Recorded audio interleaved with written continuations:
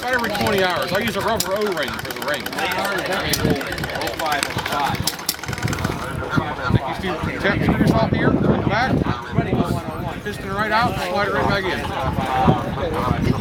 2 minutes I can re-ring. I carry rings in the truck.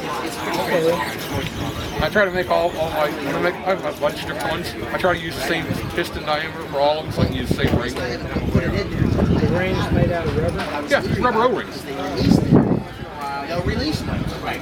If there's one load, how many one load? It's real simple, easy to work on.